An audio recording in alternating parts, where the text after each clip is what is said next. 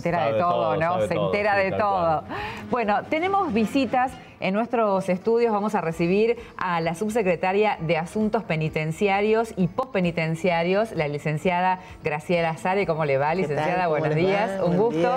Y también está con nosotros la licenciada Andrea Salinas Zaguir, que está a cargo del equipo técnico del patronato. Licenciada, buenos días. Buenos días. Un gusto tenerlas con nosotros. Igualmente. Están trabajando con un movimiento social, entre otros, que tiene el objetivo de acompañar a la reinserción social y laboral de quienes atraviesan por un proceso penal. Sí, así es. Me parece que es interesante primero contar, digamos, esta subsecretaría, dónde está y cómo está constituida hoy. La subsecretaría depende de la Secretaría de Seguridad en el ámbito del Ministerio de Seguridad. Hace 4 meses que estoy en el cargo. La idea y el mandato del ministro del área y del señor gobernador es poder trabajar y profundizar las políticas penitenciarias y postpenitenciarias, y en ese marco ir a un análisis profundo de este proceso que tienen las personas en conflicto con la ley penal el día después de su condena, donde empieza otra etapa que por ahí está muy invisibilizada y que lleva un trabajo de mucha exigencia y compromiso por parte de los equipos técnicos y también de todo lo que hace al personal vinculado a institutos penales, que es el agente penitenciario, ¿no?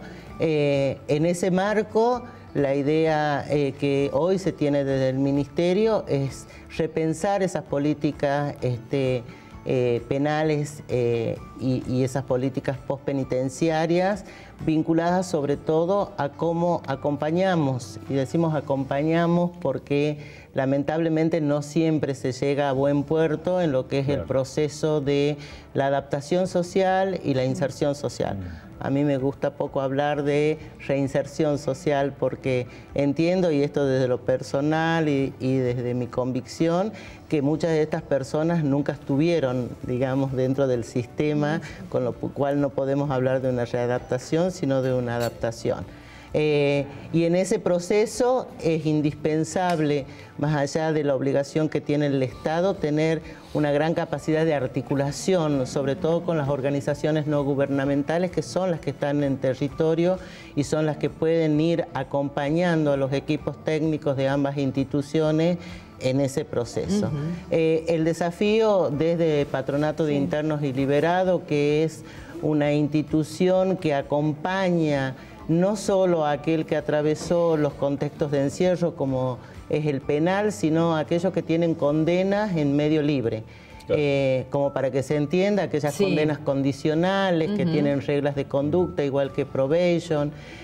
Hay un acompañamiento por parte de un equipo técnico que va más allá de la supervisión del cumplimiento de esas reglas de conducta, sí, que abarca el trabajo con el grupo familiar, y el gran desafío que tenemos es la inclusión dentro de la comunidad, porque hay que decirlo, no es un trabajo fácil, entendiendo lo que estamos viviendo hoy en materia de seguridad y entendiendo la postura de muchos dentro de la sociedad, de este rechazo, digamos, a estas personas. ¿Cómo entra en este esquema una organización social para que trabajen con ustedes? Puntualmente esta organización, como su nombre lo dice, ¿sí? Trabajadores excluidos, viene trabajando con grupos de cartoneros, con gente que trabaja en la construcción, que son, muchos de ellos han atravesado el penal y han estado en contexto de encierro, y desde ahí han podido, desde esta organización, han podido encontrar como otro camino, ¿no? El tema laboral en una gran mayoría de casos es fundamental para la adaptación social, y en esa línea el patronato ya venía trabajando con otras organizaciones, Andrea lo puede contar, y nos pareció como un desafío muy interesante poder articular con esta organización en especial. ¿Con cuáles estaban trabajando? Bueno, nosotros veníamos articulando, bueno, primero a ver, el patronato, ¿sí? Es una institución que está conformada por un equipo profesional que son psicólogos, trabajadores sociales y tenemos abogados. Y el trabajo fundamental es el acompañamiento, ¿sí?, a toda persona que esté con algún tipo de condena en lo que es el proceso de reinserción al medio libre. Y el objetivo era empezar a trabajar un poco de manera más abierta, ¿sí? Y hacemos lo que es, hemos contactado mucho con todo lo que es desarrollo social, ¿sí? Hemos trabajado con familia en riesgo social, hemos conseguido módulos alimentarios para nuestros asistidos también, y esta es la primera experiencia que tenemos, ¿sí?, con los trabajadores excluidos, donde también además ellos cuentan con una fundación y con el acompañamiento también de personas que están bajo situación de consumo. Nosotros tenemos muchos liberados que están en situación de consumo, ¿sí? Entonces estamos buscando también otra alternativa de intervención, ¿sí? No solo, ¿sí?, la de acompañar bajo un tratamiento psicológico, sino también que se pueda acompañar desde lo social. ¿Y en qué momento se da la reinserción? ¿En qué momento si hay una condena o antes de salir? ¿En qué momento se da la reinserción del trabajo?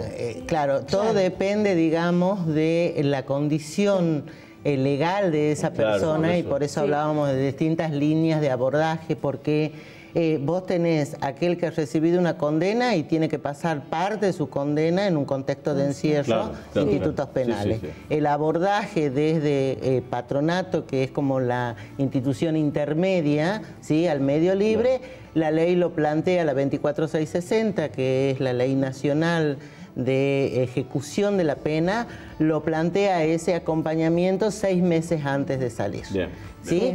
Entonces, desde el patronato hay una línea de trabajo que empieza a articular con el penal y con otras áreas del Estado provincial, llámese salud, educación y demás. Hay muchos que no quieren. Y ahí hay un tema, y hacer referencia a un tema no menor, digamos, que es este derecho, ¿sí?, que también tiene esa persona a querer ir a ese proceso o no. Es responsabilidad de los profesionales tratar de dar ese abanico de herramientas, y esto también está vinculado a la reinserción. Digamos, no podemos obligar, por más que quisiéramos, a una persona, porque nosotros podemos darles algunas pautas que las puede cumplir a la mirada nuestra, pero sabemos que no está en el interés, y entonces ahí se complejiza esto de la reinserción social.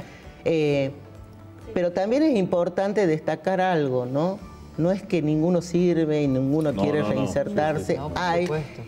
Y tenemos el convencimiento que desde estos lugares también hacemos prevención del delito. Porque hay en el medio de esta situación que atraviesan los individuos, hay familias, hay hijos, y hay un modelo a seguir, y entonces también uno de los mandatos que tenemos como institución, sobre todo en el patronato, es no solo el abordaje de esa persona, sino también de su grupo familiar.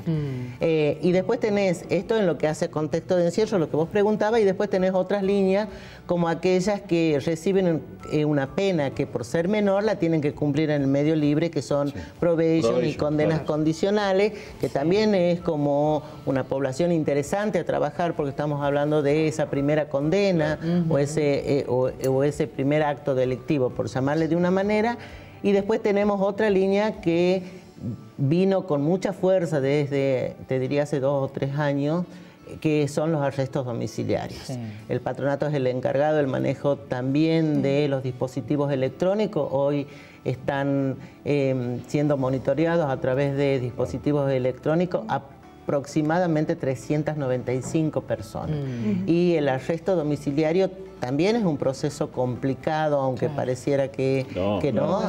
Es bastante complicado, donde juegan otras variables, digamos. Hace un par de días una noticia de que a una persona se sacó la pulsera, se la puso al hermano y se escapó. Después a un estafador reconocido también está pidiendo prisión domiciliaria con tobillera para supuestamente cuidar a su hijo.